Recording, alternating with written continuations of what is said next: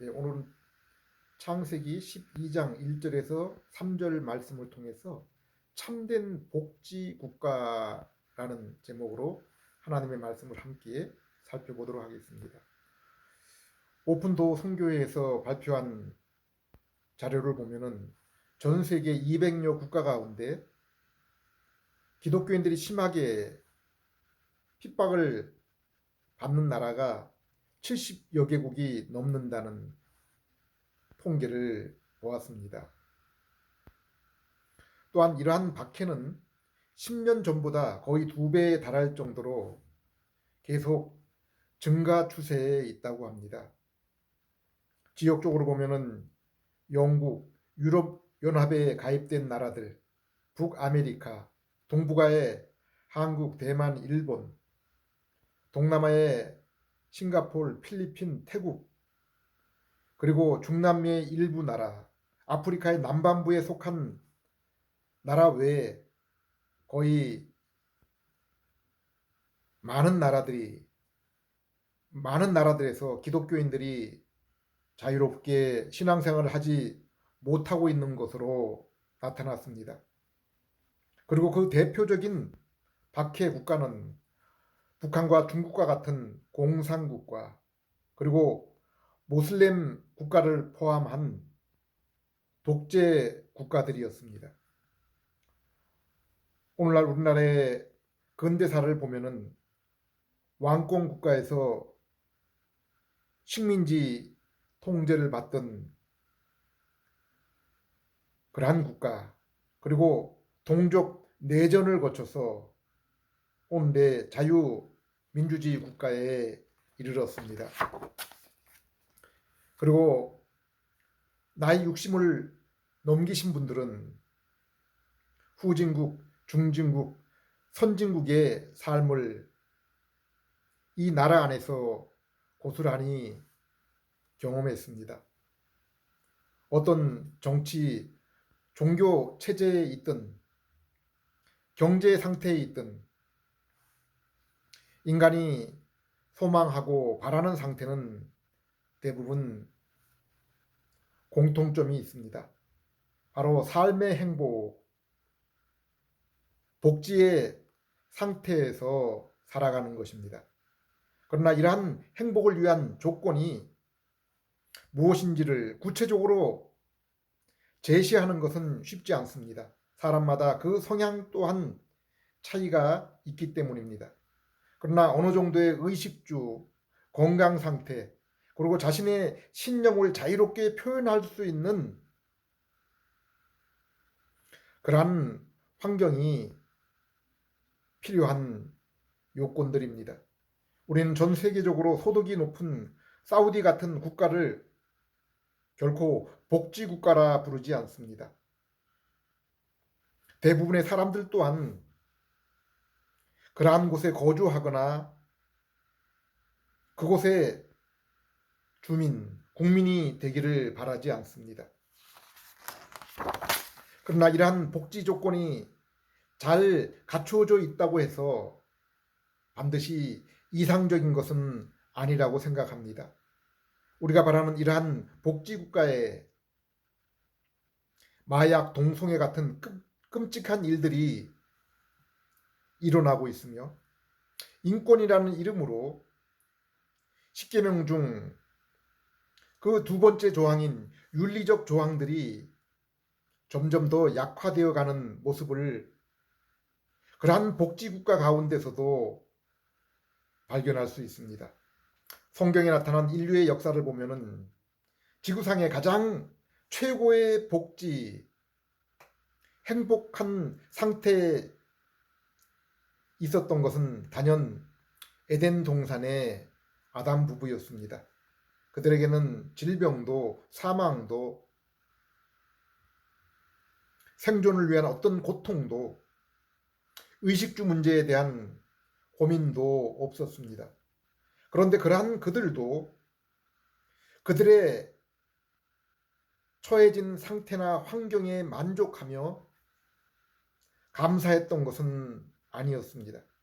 그들에게 사단의 시험이 다가오자 그들은 그들 눈에 비추인 단 하나의 결핍을 채우고자 하는 그러한 욕심이 생겼습니다. 그들 자신이 피조물로서 하나님 아래에 있는 것을 벗어나는 것이었습니다. 그들이 하나님처럼 되고 그들이 그들 인생의 스스로 주인으로 하나님의 간섭을 받지 않고 살아가는 것이었습니다. 이것은 오늘날도 세상의 주류 사상, 철학, 종교입니다. 바로 유물론 사상과 범신론과 같은 그러한 사상 종교입니다. 유물론은 인간이 모든 존재의 최고의 위치에 있으며 앞으로도 노력에 의해서 더욱 진화하며 그로 인해 더욱 완전한 복지, 행복 상태에 이를 것을 목표하고 있습니다. 범신론 또한 만물의 주인이 다름 아닌 인생이며 인생 스스로의 노력, 수행을 통해서 하나님과 같은 그러한 상태, 그러한 복지에 이를 것을 꿈꾸고 살아가고 있습니다. 아담의 타락 이후 하나님이 인류를 그들의 손에 맡겨두었을 때 세상은 어떠했습니까? 마치 아프리카의 그 사파리 동물 세계와 같았습니다. 그야말로 약육강식의 세상이었습니다. 아담의 두 자식 가운데 벌써 살인이 저질러졌고 그 뒤에 더욱 끔찍한 살인이 저질러졌습니다. 라멕은 1인 1처에 하나님의 제정하신 법을 무시하고 결혼의 법을 무시하며 하고 2명의 아내를 두었고 자신에게 조그마한 상처를 입힌 청년을 끔찍하게 죽였습니다. 그러면서 창세기 4장 24절에 이렇게 말합니다. 가인을 해친 벌이 7갑절이면 라멕을 해치는 벌은 77갑절이라.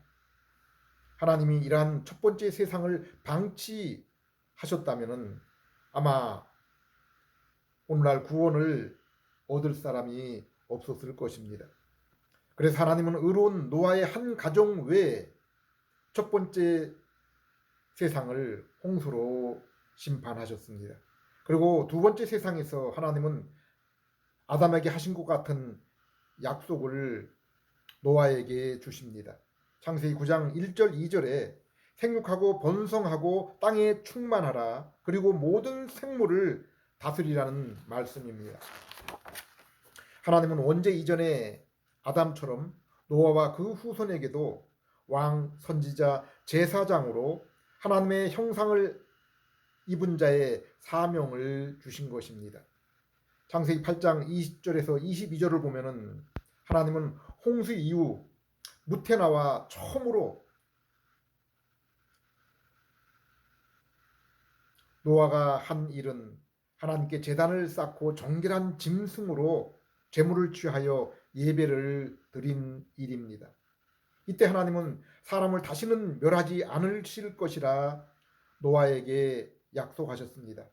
그러나 아담 이후의 모든 인생이 그 마음에 계획한 품은 모든 악한 성품이 변하지 않았음을 밝히셨습니다. 이러한 사실은 아담과 그 자녀들 곧 홍수 이전 세대가 여전히 생존해 있음에도 불구하고 얼마 있지 않아서 이 땅의 인생들이 바벨에 모여서 탑을 하늘 끝까지 세우고 성을 건설하며 자신들의 이름을 내려고 했습니다. 이러한 생각은 타락 이전 아담이 마귀의 시험을 받은 후 가졌던 생각과 같은 것입니다. 창세기 11장 4절 또 말하되 자 성읍과 탑을 건설하여 그 탑 꼭대기를 하늘에 닿게 하여 우리의 이름을 내고 온 지면에 흩어짐을 면하자 하였더니 하나님은 아담과 노아에게 땅끝까지 이르러 그 후손으로 충만케 하라고 했습니다. 또한 에덴 동산을 지키며 하나님을 섬기게 하셨습니다. 동산 가운데 생명나무 그리고 안식일 제정은 아담으로 하여금 영생과 참 안식을 소망하며 살아가게 했습니다. 그리고 범죄 이후 그 생명나무와 참 안식은 여인의 후손으로 오실 그분 예수님을 통해서 우리에게 믿음을 통해 이루어질 것을 알려주셨습니다.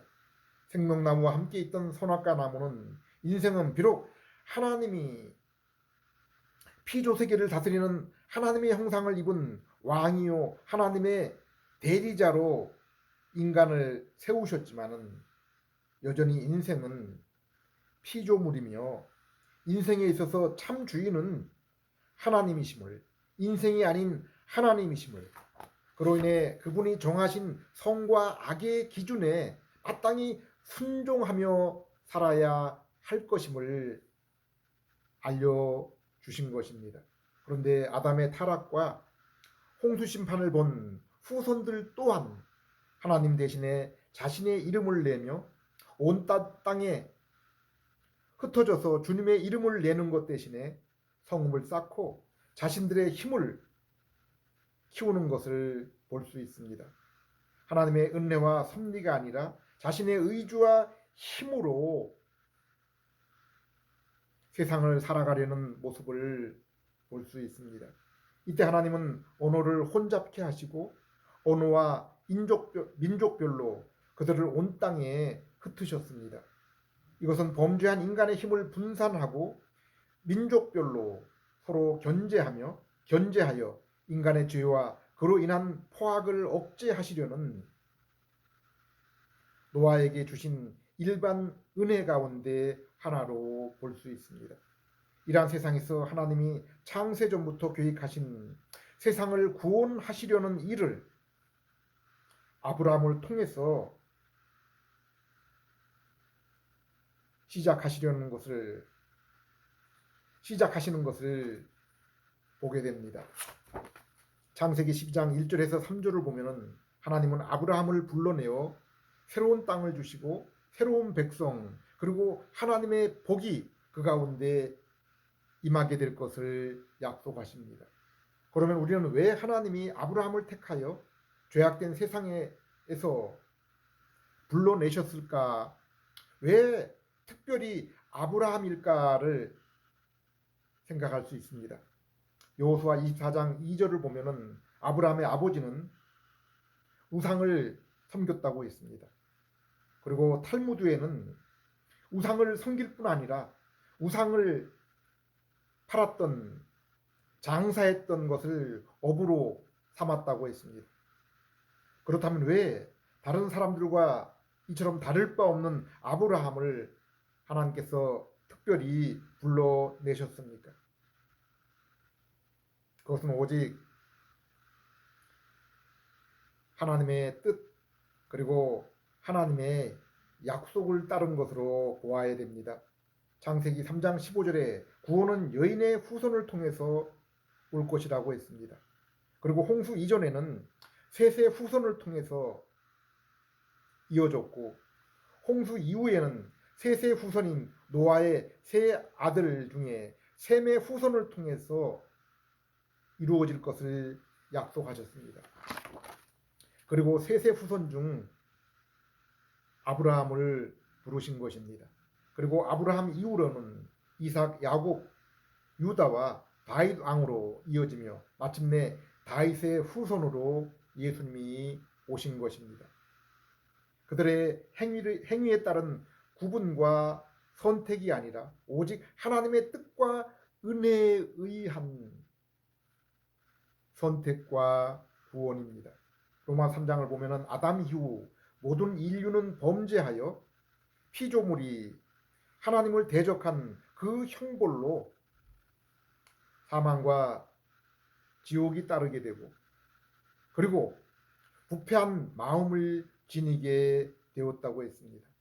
아무도 선을 행할 수 없고 행하지도 않으며 하나님을 찾을 수도 없다고 했습니다. 이처럼 하나님이 아브라함을 먼저 찾으시고 구원의 은혜를 베푸신 것입니다. 하나님이 아브라함을 부르셔서 약속한 것은 세 가지입니다. 먼저는 백성, 하나님을 아는 백성, 그리고 땅, 그리고 복입니다. 여기 백성은 셋의 후손이 하나님을 알아 그 이름을 여호와라 부른 것처럼 하나님을 아는 백성을 의미합니다. 여기 약속의 땅은 1차적으로 가나안 땅이지만은 그것이 최종적으로 하나님이 약속한 땅은 아닙니다. 히브리 11장에서 언급한 것처럼 하나님의 약속의 땅의 본체는 바로 천국입니다. 그리고 복은 무엇입니까? 이 세상은 부귀와 권세와 장수, 건강, 세상의 지혜를 복이라고 말합니다. 그러나 성경은 그렇게 말씀하고 있지 않습니다. 물론 길이요 진리요 생명이신 예수 그리스도가 희미하게 그림자로 모형으로 나타났던 구약시대에 복에 대한 설명, 표현을 하기 위해서 이러한 방편들을 사용하기도 하셨습니다. 그러나 에레미야서 9장 23절, 24절, 시편 1편을 포함한 많은 그 성경의 말씀을 보면은 세상의 학문적인 지식과 부귀와 권세가 결코 하나님으로부터 오는 참된 복이 아님을 분명하게 밝히고 있습니다. 그러면 여기 아브라함에게 약속한 복은 무엇입니까? 예수님의 첫 번째 설교인 산상수훈에 이것이 분명히 나타납니다. 예수님이 말씀하신 그 8가지 복이 무엇입니까? 심령이 가난한 자, 애통한 자, 온유한 자, 의에 줄인 자, 긍휼히 여기는 자, 마음이 청결한 자, 화평케 하는 자, 의를 위해 핍박을 받는 자들이 얻는 복입니다. 이것이 한결같이 연관되는 공통점이 무엇입니까? 바로 하나님과의 관계, 하나님과의 바른 관계, 친교를 이루는 관계입니다. 성령님의 중생을 통해 예수 그리스도의 이름을 믿음으로 얻게 되는 하나님과의 친교 관계입니다. 요한일서 1장 1절에서 4절에 그것을 분명하게 밝히고 있습니다. 육신으로 오신 하나님의 말씀, 예수 그리스도를 믿게 될 때 하나님과 이루는 그 교제의 관계요, 또 하나님으로부터 난 성도와의 그 관계며, 이것은 천국으로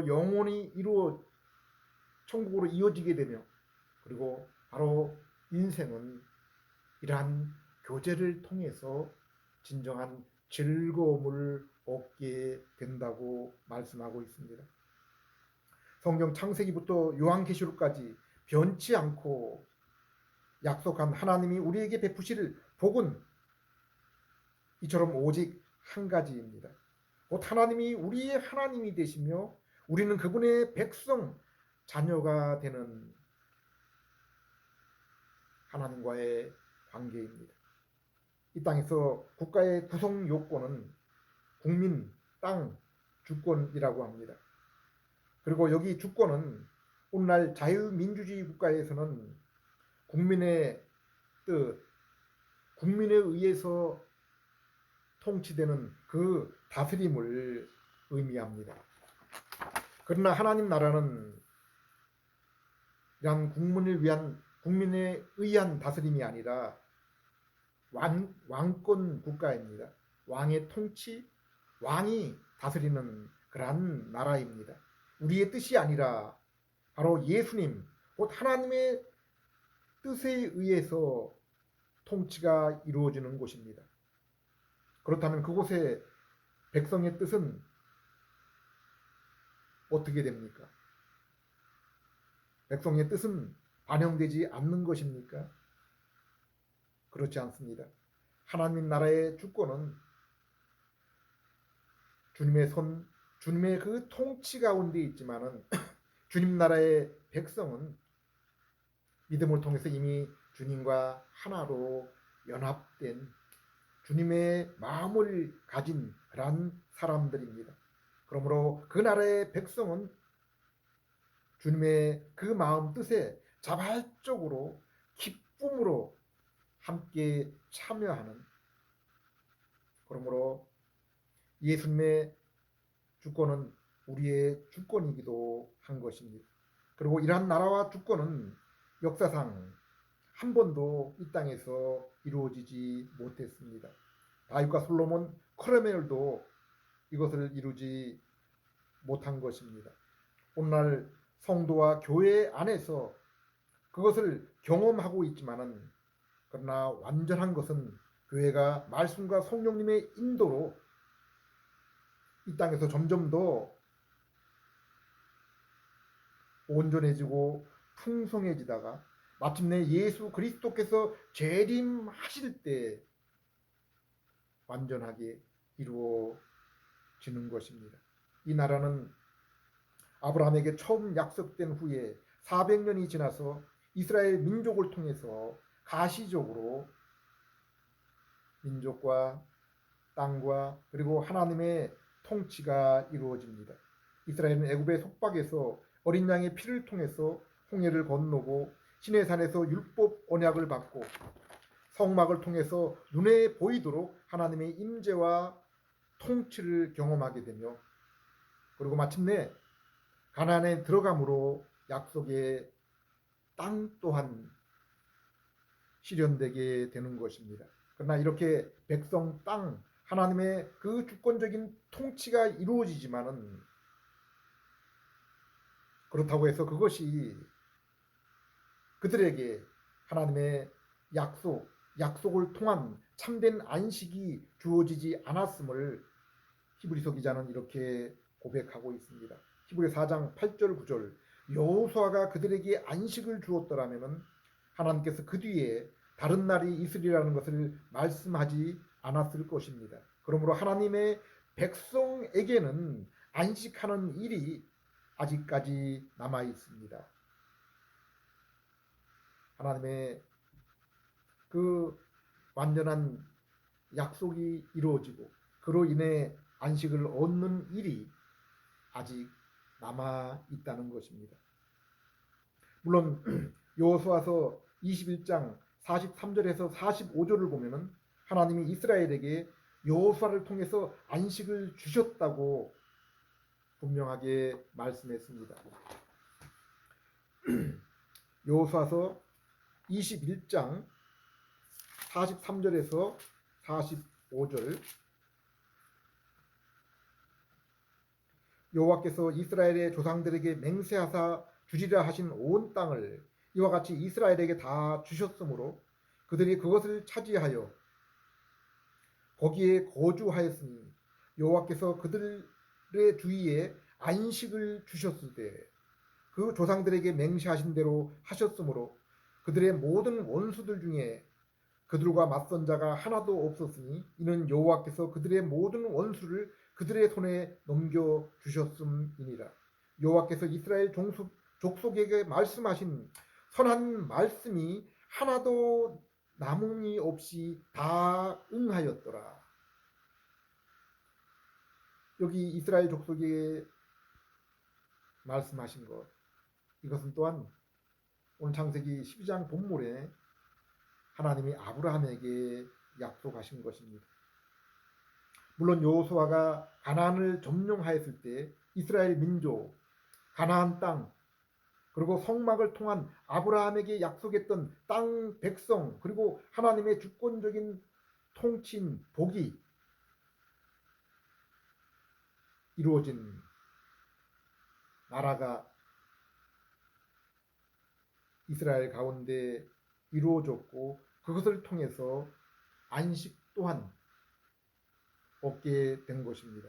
그러나 히브리서 기자는 이것이 참된 약속, 그 약속이 이루어진 나라, 그리고 그 나라 안에서 그 백성들이 누리게 된 안식은 아니라고, 그것이 온전히 이루어진 것은 아니라고 분명하게 말씀하고 있습니다. 하나님은 이스라엘을 애굽의 속박에서 구원하셨습니다. 그리고 출애굽기 19장 20장에 그들에게 율법을 주십니다. 그리고 그러한 사실은 하나님이 아브라함에게 약속한 언약을 따르는 것임을 말씀하고 있습니다. 하나님은 아브라함에게 이르신 약속을 따라 이스라엘을 애굽에서 구원하시고 그들을 모든 민족 중에 자신의 백성으로 삼으시고 이스라엘을 제사장 나라 거룩한 백성으로 삼으신다고 했습니다. 그리고 출애굽기 19장 7절 8절에 모세를 통해 옛 언약 곧 율법을 선포할 때 이스라엘은 우리가 이것을 다 행하리라고 맹세하게 됩니다. 하나님은 율법을 주시면서 너희가 이 율법 옛 언약을 순종하면은 약속의 땅을 얻고 그곳에서 복을 얻으며 장수하며, 그러나 불순종하면은 저주를 받고 그곳에서 쫓겨나리라, 그렇게 말씀했습니다. 우리가 이 말씀에서 알아야 될 것은 신약 시대에 이 사건, 이 시내 산에서 모세를 통해 행했던 이 사건을 바울이 갈라디아서 3장에서 다시 우리에게 자세하게 설명해 주었던 것입니다. 하나님은 구원을 얻도록 옛 언약, 율법을 주신 것이 아니라는 사실입니다. 이스라엘은 이미 애굽에서 구원을 얻었고 하나님은 그들이 나의 장자, 나의 백성이라고 말씀하셨습니다. 그러므로 율법은 그 뒤에 구원을 얻고 광야에서 하나님이 율법을 선포하실 때 이미 그들은 구원을 얻었고 또 하나님의 제사장 민족, 거룩한 백성으로 그 자녀와 그 하나님의 그 자녀답게 백성답게 살도록 하시기 위해서 율법을 주신 것입니다. 그러나 이스라엘이 애굽으로부터 구속을 받고 가나안에 정착하고 그 가운데 성전 성막이 존재한다고 해서 하나님의 약속이 완전히 이루어지고 그로 인해 약속한 그 나라와 안식이 이루어진 것이 아닙니다. 참된 구원, 나라 안식은 바로 애굽으로부터의 그러한 그 구원이 아니라 죄로부터의 구원, 그리고 하나님 앞에 의와 영생을 얻는 것이며 그로 인해 그리스도의 나라와 그 안에서 얻는 안식인 것입니다. 이스라엘의 애굽의 구속, 약속의 땅, 그리고 성막을 통한 하나님의 임재와 제사, 율법은 바로 이러한 사실을 우리에게 알려주기 위한 것입니다. 그림자와 모형이라고 그렇게 신약 성경은 말씀하고 있습니다. 그래서 로마서 3장 20절 21절은 율법은 우리에게 죄를 깨닫게 하며 이러한 율법은 이러한 기능 외에도 그것이 가리키는 것이 하나가 있는데 그것은 바로 하나님의 의라고 말씀한 것입니다. 율법이 가리키는 것은 하나님의 의인 예수 그리스도입니다. 그러므로 율법은 하나님의 구원받은 백성이 순종하여 하나님의 백성임을 표현하는 것이며 또한 죄를 억제하며 죄인인 우리와 이스라엘이 비록 택하신 유대인일지라도 구원은 율법의 순종을 통함이 아니라 아브라함에게 하신 약속, 곧 아브라함의 후손으로 오실 예수 그리스도를 믿음으로 이루어짐을 나타내는 것이라고 바울은 갈라디아서 3장에서 분명하게 밝히고 있습니다. 구약 당시 옛 언약으로 불리던 율법, 그리고 시편, 선지서 또한 참된 이스라엘의 남은 자, 구약 성도는 그것을 읽고 묵상할 때, 구원을 얻은 참된 성도는 바로 그 구약 성경을 읽고 묵상할 때 세상에 그 어떤 것으로도 얻을 수 없는 심령의 안식과 즐거움을 얻으며 또 그 율법을 따라 힘써 순종하는 것을 기뻐하게 되는 것입니다. 그리고 에레미야를 비롯한 선지자들이 밝힌 예수님을 통해 이루어질 새 언약을 따라 예수님이 십자가에서 이루신 죄 용서와 의를 성령님의 중생을 통해서, 중생케 하심을 통해서 우리가 믿을 때 이스라엘의 남은 자, 곧 이스라엘과 이방인들 가운데 진실한 성도는 성령님을 선물로 받음으로 새 마음과 새 영으로 그 인격이 변화되며 말씀을 통해 하나님을 아는 지식이 풍성해지며 그로 인해 기쁨으로 율법을 사랑하며 행하게 되고 하나님을 우리 하나님, 우리 아버지라 부르는 친백성 자녀로 살아가게 되는 것입니다. 바울 로마 14장 17절에 하나님 나라는 바로 성령 안에서 이루어진 나라라고 했습니다. 성령님이 거하시는 그 심령이 하나님의 나라라고 한 것입니다. 또한 마태복음 11장 28절에는 그리스도 안에 참된 안식이 있다고 했습니다. 그러므로 아브라함을 불러 약속하신 백성, 땅, 복은 오직 그리스도 안에서 이루어지는 것입니다. 그 나라와 안식은 예수 그리스도의 복음을 들을 때 성령님을 통한 중생을 통해서 믿음으로 이루어지며 이 땅에서의 성도가 말씀과 성령님의 인도하심으로 그리스도를 알고 그분의 모습으로 더욱 변화될수록 우리는 그 나라와 안식을 더욱 풍성하게 누리며 그리고 마침내 이 땅에서 우리의 심령으로 누리던 그 나라와 안식을 주님 재림하실 때 우리의 온 몸과 온 삶이 그 나라와 안식을 영원히 누리게 되는 것입니다. 기도드리겠습니다. 하나님 아버지, 이 땅에 건강한 복지국과 안식할 곳이 어디 있습니까? 이 시간도 저희들 이 땅에 지혜자의 말을 듣는 것이 아니라 천주와 만물을 지으시고 지금도 다스리고 계시며 그 사랑하는 자들을 친히 만나 주시는 하나님이 저에게 친히 말씀하신 이 복된 소식, 성경 말씀에 귀를 기울이는 그러한 저희들 되게 해주시고 성령님 함께 하셔서 볼 수 있고 들을 수 있는 눈과 귀가 되게 해 주시옵소서. 세상의 악함과 우리 안의 죄성으로